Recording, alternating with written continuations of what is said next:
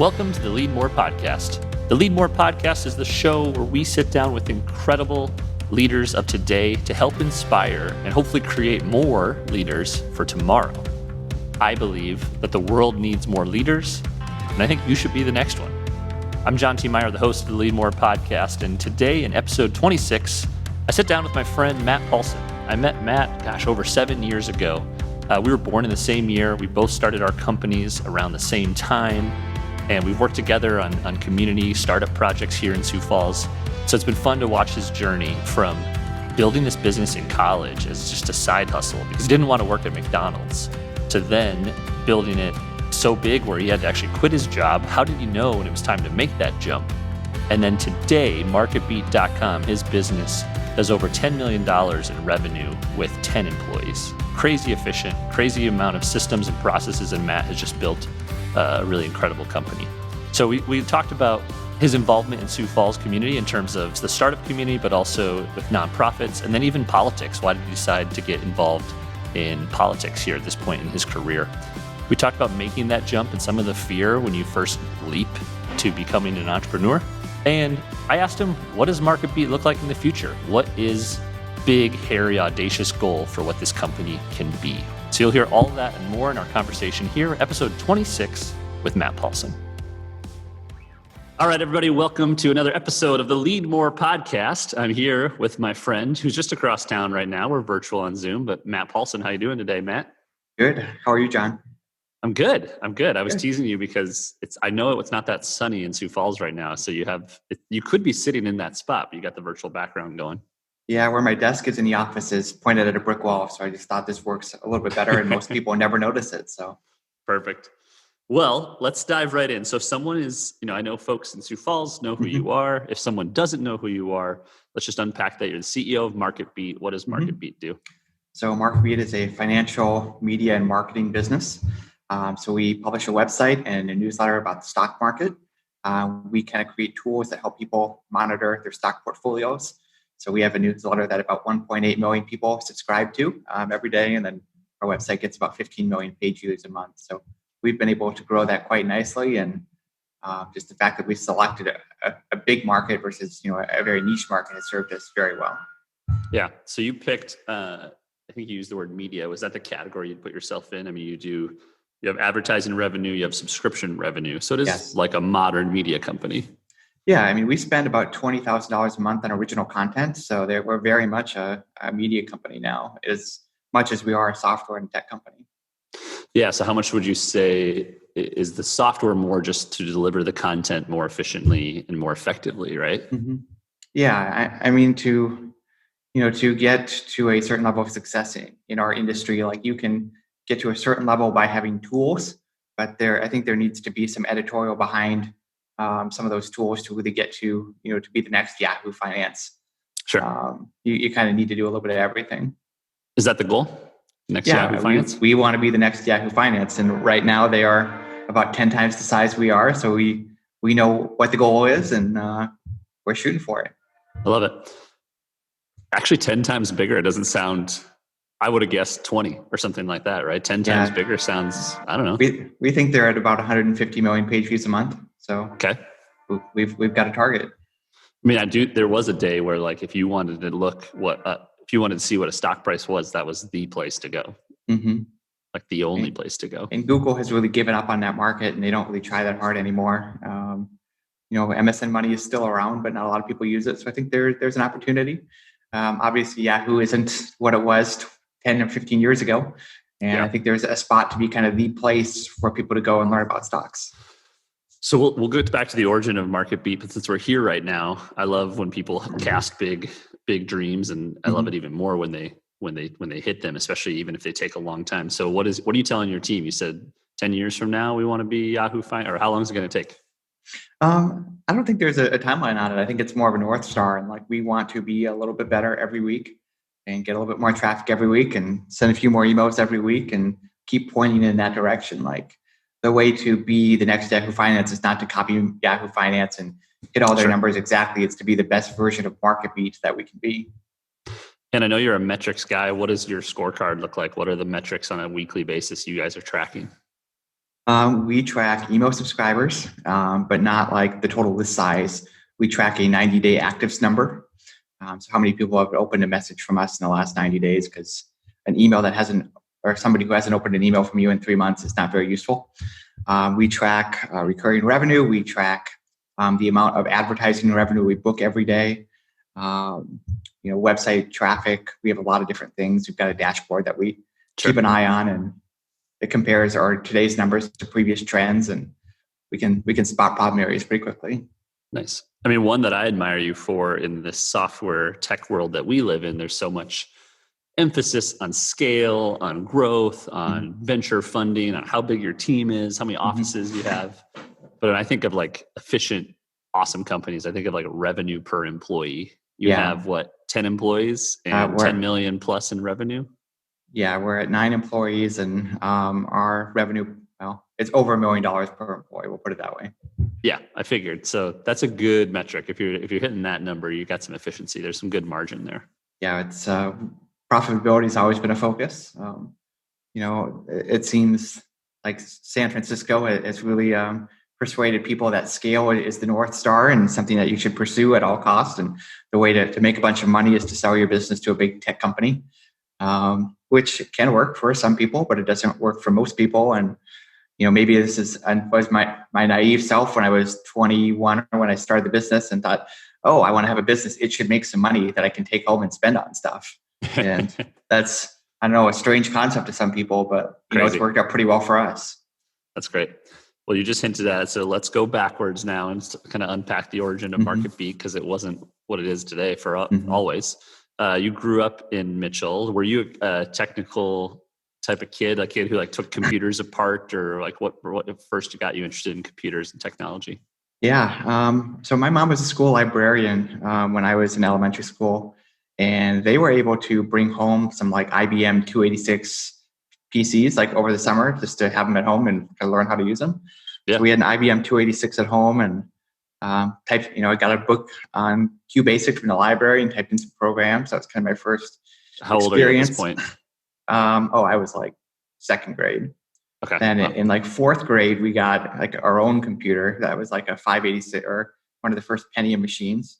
And it was 2000. I would have been 15. We were one of the first families in our city to get cable internet. So when I was in 8th grade, I had a computer and cable internet and a lot of free time. So I made one of the things I did was I made a little website about SimCity and all the different Maxis games that were out there, and had saved games and screenshots and cheats and all the stuff you'd want on a SimCity game. And that was making probably about $25 a month for a couple of years. Was it hosted on like GeoCities or? It was on GeoCities, and then it was on somewhere. I think it was on Zoom.com, XOOM.com.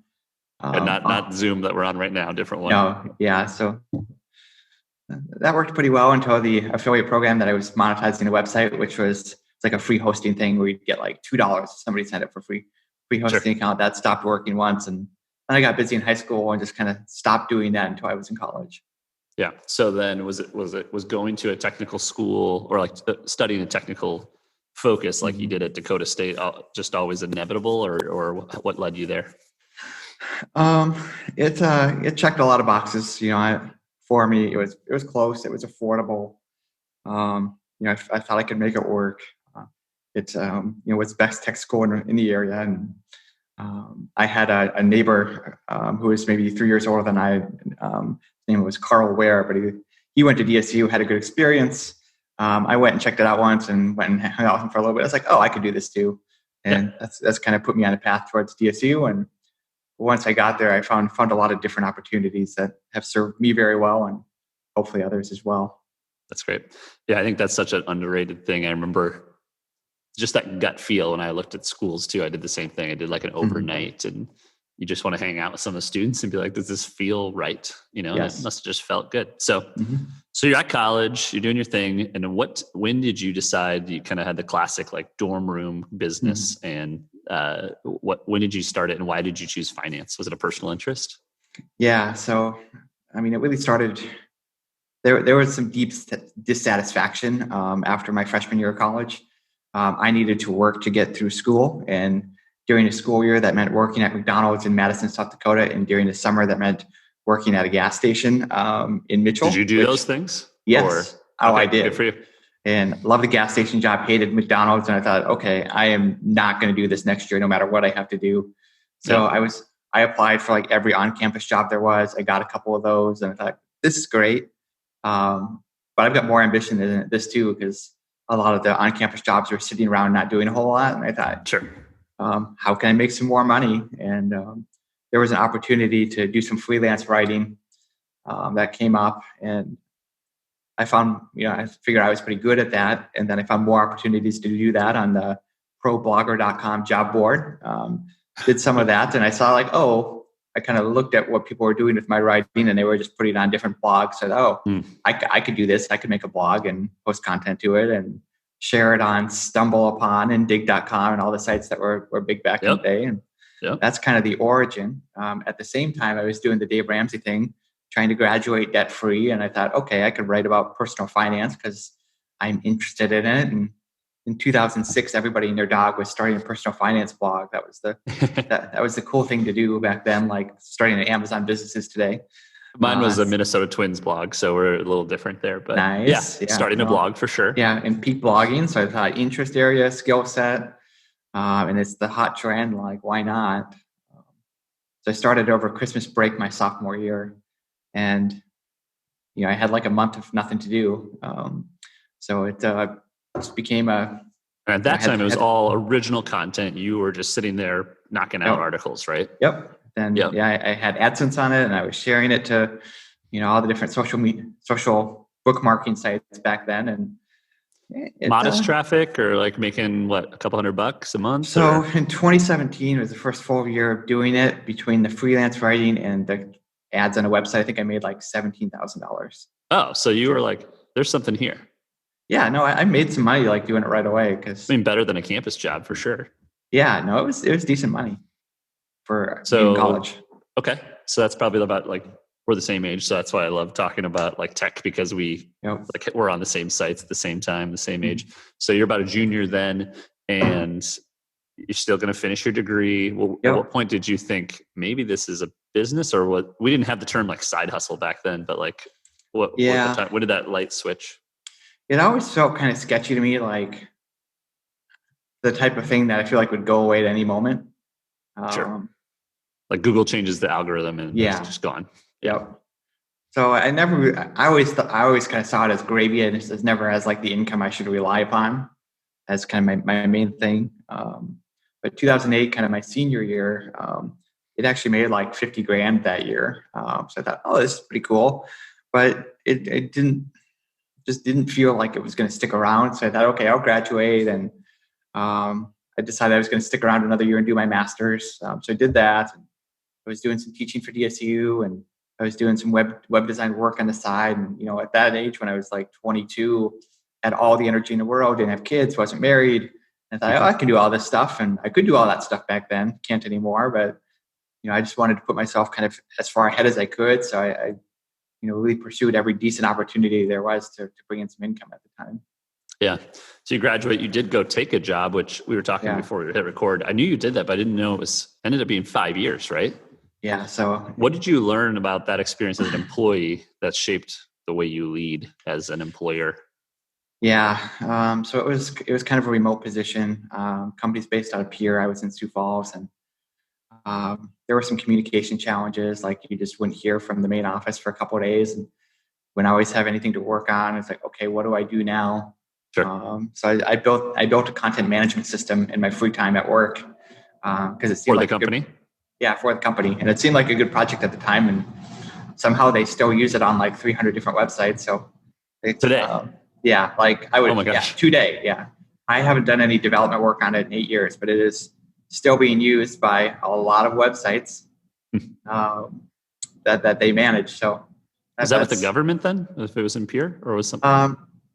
They are a state government contractor. But then they also do a lot of websites for different organizations. They've done a few university websites, a lot of nonprofits, local businesses, stuff like that. Sure.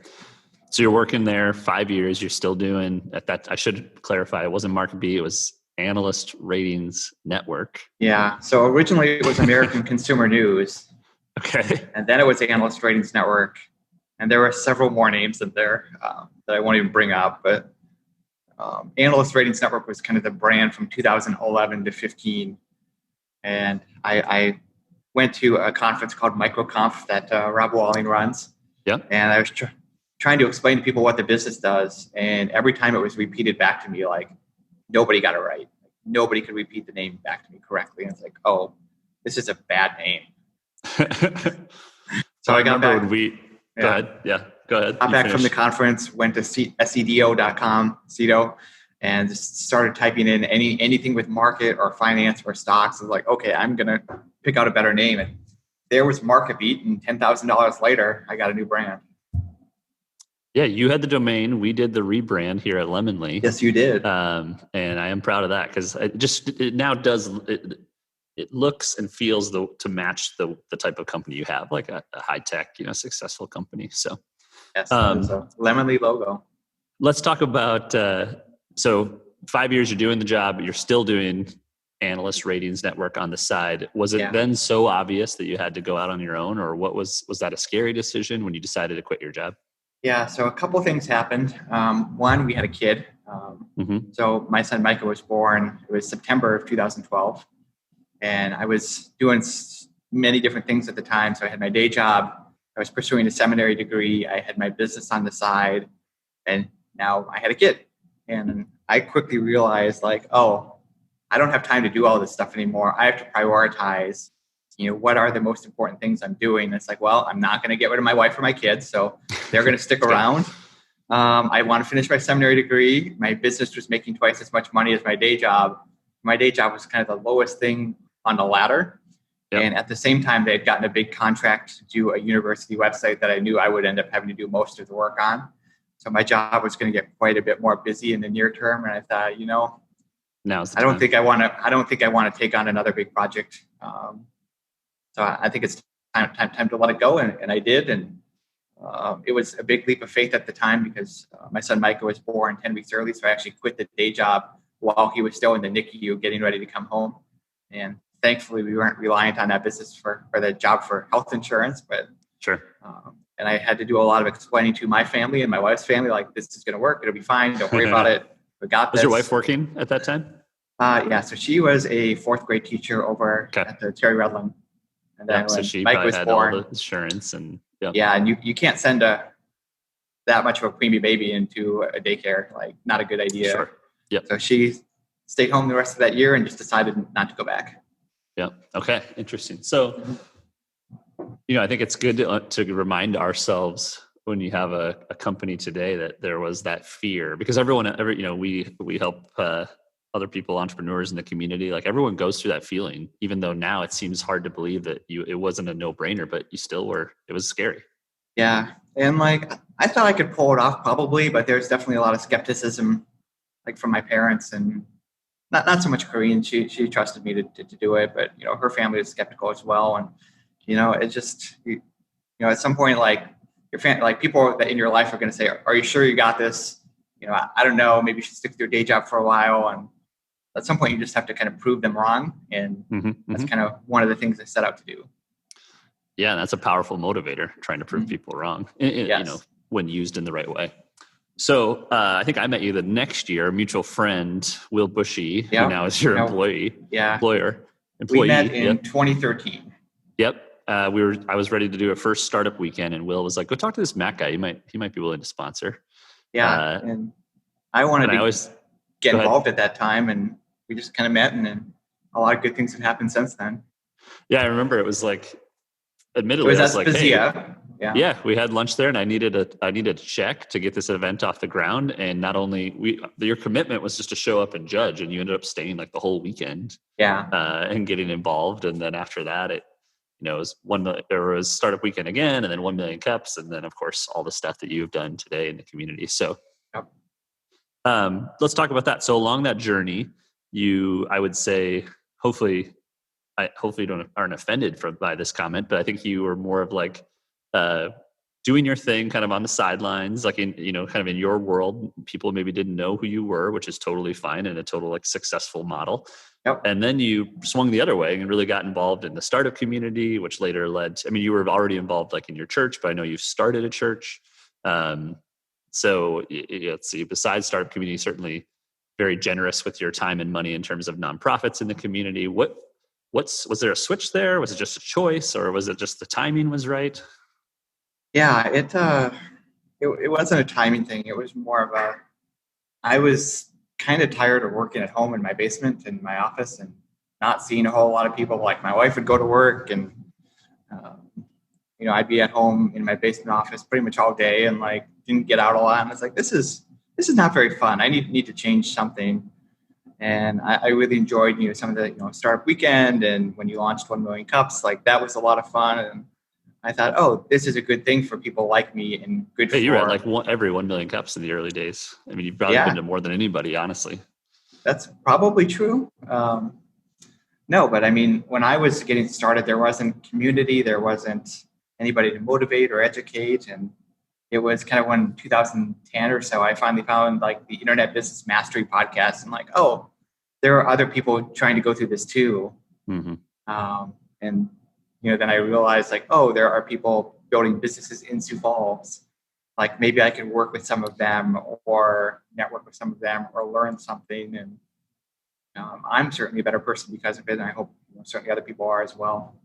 Yeah, absolutely. I think our community is too. So that's so funny now that like that idea of like spending my whole day inside working at home, and that was pretty novel and rare, and people are like, who are you, what do you do? And now we're all doing it, right? Like in a pandemic, we're all working at home. So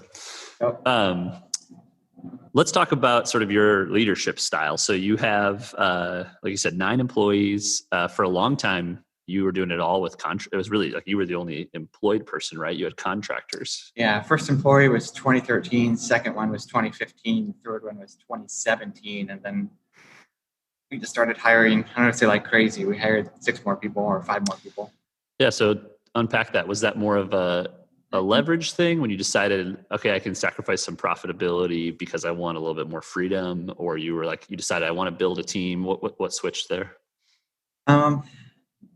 For a while I'd been looking for another developer and never really had found the right person. And when Will Bushy's business was going to shut down and he had a developer that worked with him, I thought, oh, this would be a great chance to build a team. I know Will, I know Ryan. Mm-hmm. And that took us from 3 to 5. Yeah. We just kept hiring like based off needs. Like I stopped being it seemed like that worked. Yeah. Like I stopped being afraid of hiring people. Like I was definitely afraid of hiring people for a while, and now it's not a big deal. And why was that, do you think? I was scared of the process. I was scared of letting an employee down. I was scared that people were going to be reliant on me for an income. Just, there's a responsibility with hiring people. And, I took it very seriously, probably too seriously. Like, I thought like, oh, if I have to fire somebody, they're not going to be able to leave. But like, well, there's other jobs out there too. So. Yep. And how has being having more employees going from 2.5 or whatever to 9 changed you as a person, as a leader? Yeah, it's it makes me take my business more seriously. Mm-hmm. Because when it was just me and like Stevie and Rebecca, like I knew we'd have enough to cover them and be fine. So I did a lot more side projects in like 2015, 16, 17. I wrote a bunch of books, did a bunch of projects that just took a ton of time and like took my just focus away from MarketBeat. And by having this big team now, like I really need to like focus on it. And I have been doing that, especially this year. And that's like the employees almost became like a forcing function. Yeah, it's an it's like an accountability thing because they're thinking about the business all day, every day. Maybe I should be too. Would you say, and I'll ask you that it'll make more sense when I ask the next question, but did building the team help you sort of like fall in love with your business again or enjoy it more? Yeah, I mean, it's definitely gone through phases of like love and like I want to get rid of this thing or do something else. And it's always been a situation where like I have to come up with the next idea for like growth. Yep.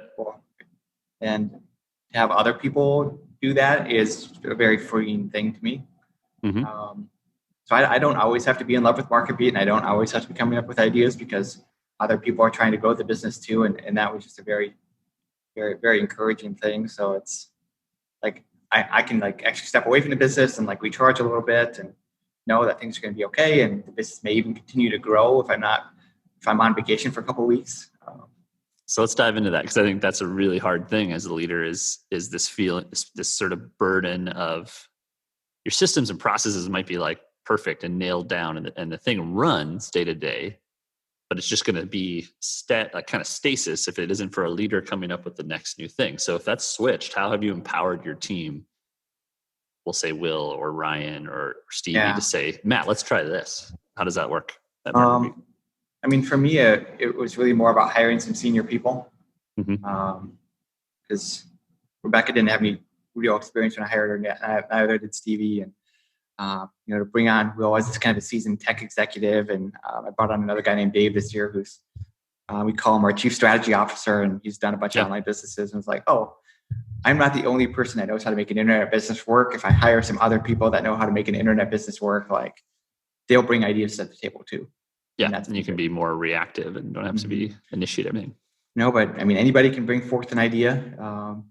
We don't do every idea, and not every idea is a good idea. But if somebody has an idea and they can persuade me, that's worth trying. Like we can do it. Yeah. Like one of my employees said, "Hey, I think we can make some money doing credit card referrals and like have a credit card portal on MarketBeat because it's such a big domain." And I thought for a while I said no. There's too many people doing that already, and then I finally like a month ago said yes, and now they're spending time on that, and we're going to have like a section for bank accounts and credit cards and that kind of stuff. Cool. I like that. Yeah, I think that's so important as a leader to be able to empower your team to stand up and say, hey, I have an idea. Yes. And I asked that question before, the one prior, because I know there was a time when you probably were doing some of those side projects, writing books, doing a lot of content where you were thinking maybe I'm done with MarketBeat. You were, actively looking to sell it perhaps. And revenue was about where then? Yeah. So that was been 2016. It was about 2.7 million in revenue, what we did that year. And now we're quite a bit larger than that. And there were several things going on at the time that led me to think maybe I should sell this. One, I had sold other businesses that were kind of internet businesses, never big as MarketBeat. The biggest sale was like $400,000. I thought, okay, maybe it's time to let this one go. I kind of felt like I had done everything that I knew how to do in a business and was kind of in a desert of new ideas. I thought, maybe it's time to let it go and find something else to do. We had our second child then, and our daughter was also preemie. And I thought, man, it's going to be hard to raise these kids and run MarketBeat. And I thought, well, maybe I could take some cash off the table and do something else and take a little break for a while. And, just the right offer never really showed up. I did get a couple offers, but nothing like, the 5X EBITDA offer never showed up. So I never sold it. Right. Yep. And then I thought, okay, if I can't sell it for what I want to sell it for, I can maybe build a team and make it less of a burden to me personally. And that's kind of the route I went instead. Yeah. And 4 years later and probably 4X revenue later, that turned out to be probably the right call, I guess you'd say. Financially, yeah. Right now we're having a great time with MarketBeat. We've got good stride, good systems, good growth plans. It's enabled me to do stuff I couldn't do otherwise. And that's great. We're very happy with how it turned out. Let me ask you a couple of reflective questions. If you were starting MarketBeat today, what would you do differently? I think I would be more focused. There are some new players in the market that like Morning Brew and like StockTwits has a newsletter and some of those that are, they do one thing and they do it very well.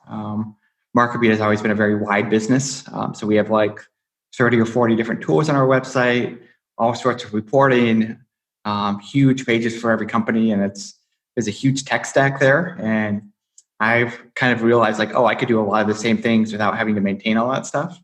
So I think that there is some merit in kind of the simpler path that some of these newer companies have taken on. Yeah. Yeah. The tools certainly have changed, and what you were doing in your dorm room is just so much easier to do today. If someone wants to Mm-hmm. like pop up a shop and start creating content, I mean, just the platforms and the marketing channels. Mm-hmm. How about if you weren't doing MarketBeat, what would you be doing today? Good question. I'd probably do if I had to start another business, I'd start some kind of SaaS business. I like writing code. I feel like I could build a tool that's valuable to somebody somewhere. Don't know what that is, but I'd probably pursue SaaS. I'd also like get more involved with real estate investing. Been doing some of that with Kevin 2B, but I don't have a lot of time to devote to it. And I could see myself becoming more of an involved partner with that. Yeah. What do you like about that? I like looking at deals, looking at the financials, and every building that you buy is a business in itself, and has income and expenses, and you can compare deals, and just you can make real money doing it. Yeah, that makes sense. Mm-hmm. How about, I wasn't sure if you were going to say anything related to in the past. Let's see, was it, gosh, time is so crazy. Has it only been this year? Yeah.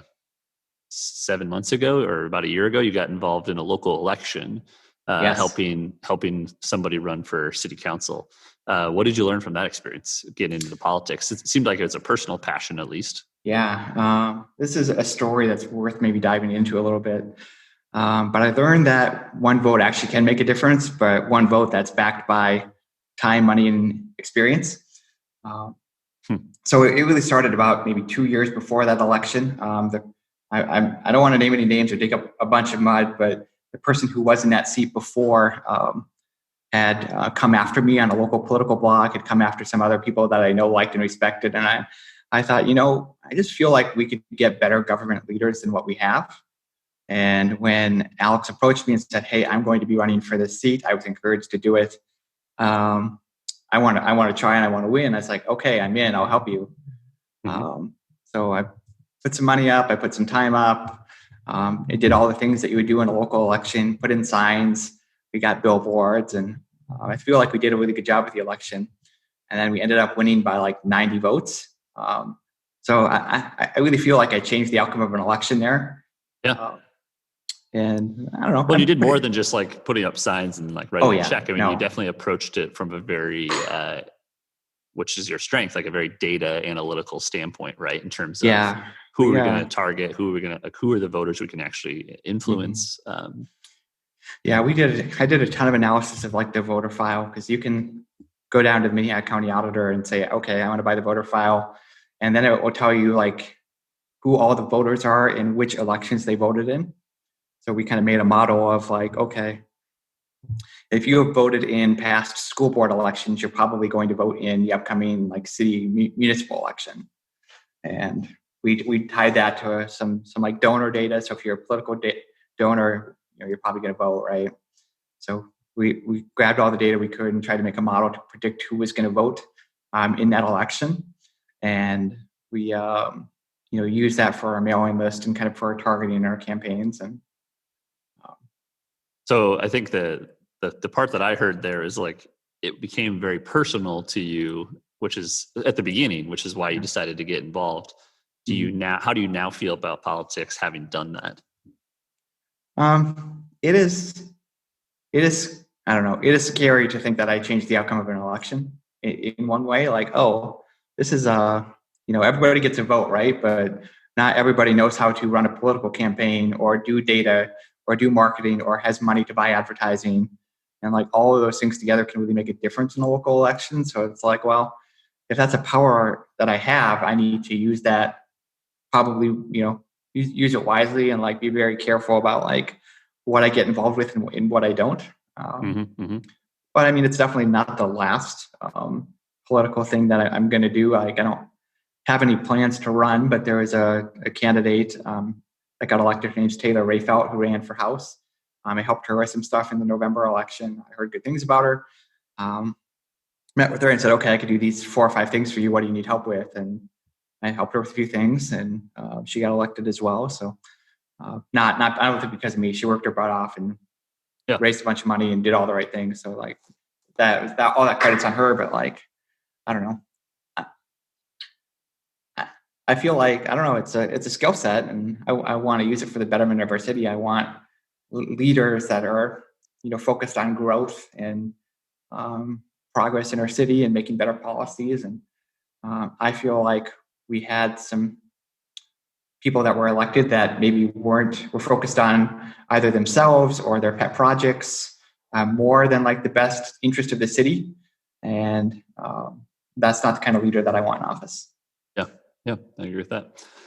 I have a couple more. I asked my Facebook audience what to ask you because we have a lot of mutual friends and we're involved in the Sioux Falls startup community. And then I have a few rapid fires to end with. So this is a good one from our friend Jason Reisdorfer. What's your biggest BHAG? Of course, BHAG is a big, hairy, audacious goal.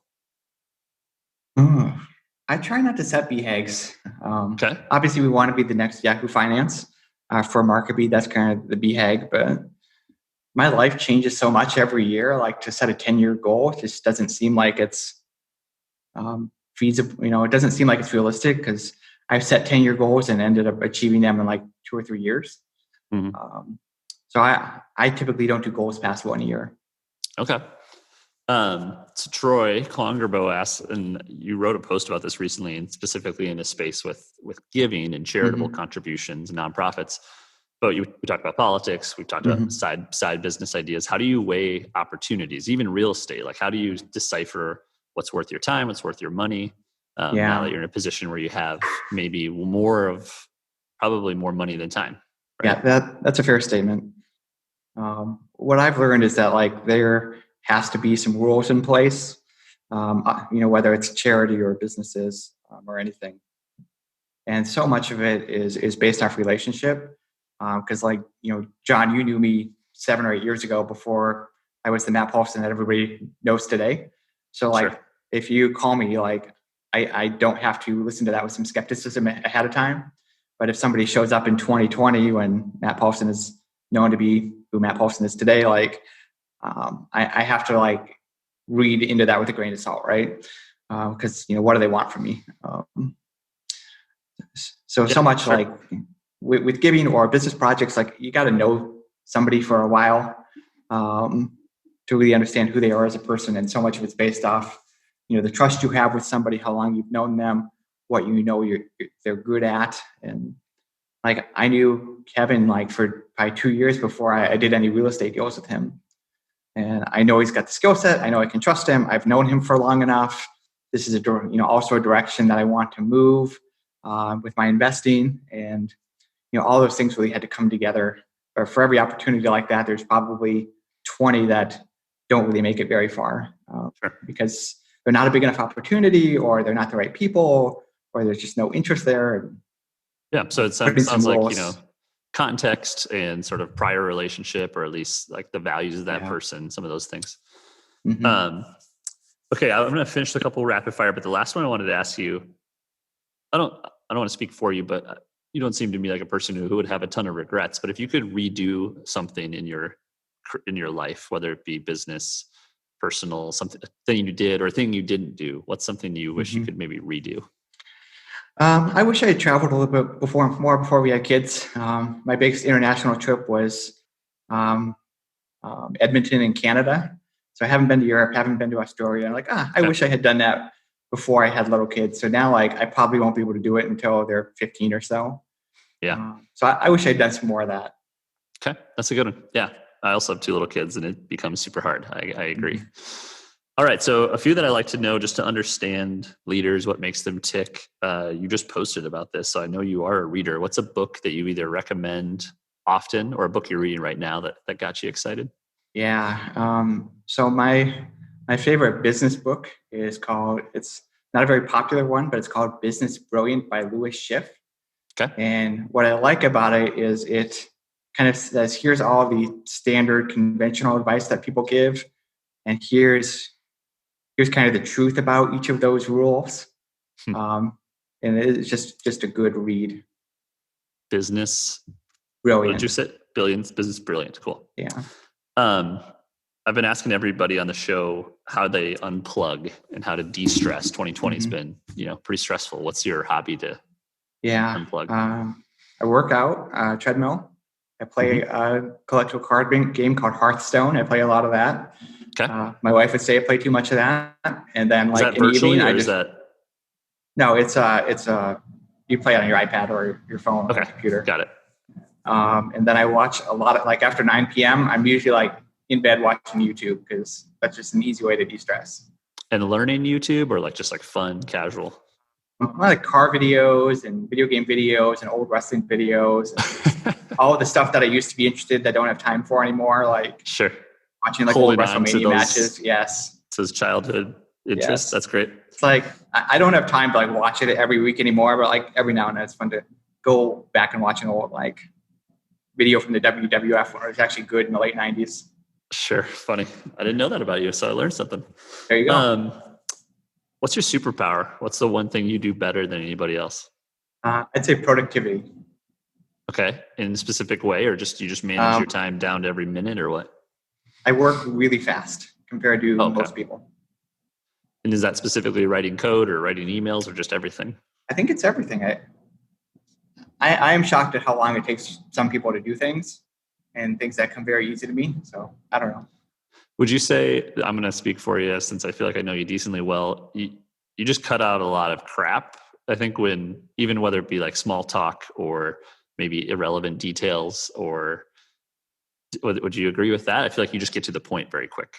Yeah, I think that's fair. And usually I know where, with a lot of things, I kind of know where they need to go, and other people might take a few steps to get there, but then you end up in the same place anyway. Sure. Yep. So I try to just kind of skip that stuff. All right. That's fair. So for the parents on the show, as one, I definitely think parents are leaders, and often underrated how challenging it can be to hopefully grow other successful, great positive adults into our society. What's a tip of parenting advice you would give somebody? I've never been asked for parenting advice before. I don't know. My philosophy is to kind of let my kids discover their own childhood. Okay. So I'm not trying to push them to play a musical instrument or join Boy Scouts or Girl Scouts. I want them to kind of discover what they like, and then kind of push them in that direction. So Mike has gotten really into video games, and he made a YouTube channel, and he made a Twitter account, and it's okay. It's you're going to have this YouTube channel. What kind of videos are you going to do? How often are you going to post? And let's make you a good header background for your YouTube channel. And he gets excited about that. Yeah, so I try to encourage him encourage him to do better the things that he's interested in. Yeah, I like that. Okay, then lastly, who are the mentors or leaders or people in your past? It could be people or just people you've studied that you admire that have shaped who you are. Yeah, that's a good question. I think early on, the Internet Business Mastery guys, their stage names are Sterling and Jay.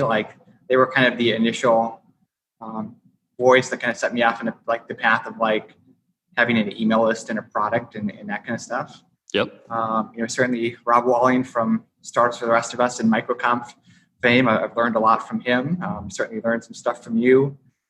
There's some men from my church that I've learned a lot from. Nate Helling at Sioux Falls Seminary, Eric Unag at Convergent Technologies, and those guys have encouraged me to be a man of faith and somebody who applies those things in business as well. And I try to learn something from everybody, even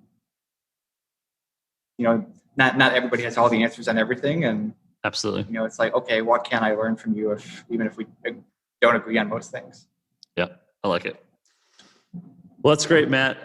This is fun to catch up and hear some things that I think I knew and then some things that I didn't know. So it was great to ask you some questions and learn more about you. Thanks for everything you do in our Sioux Falls community, both for entrepreneurs and just for the greater Sioux Falls area. And thanks for your time today. Yeah, thanks for having me on your show. All right, take care, Matt. All right, see you, John.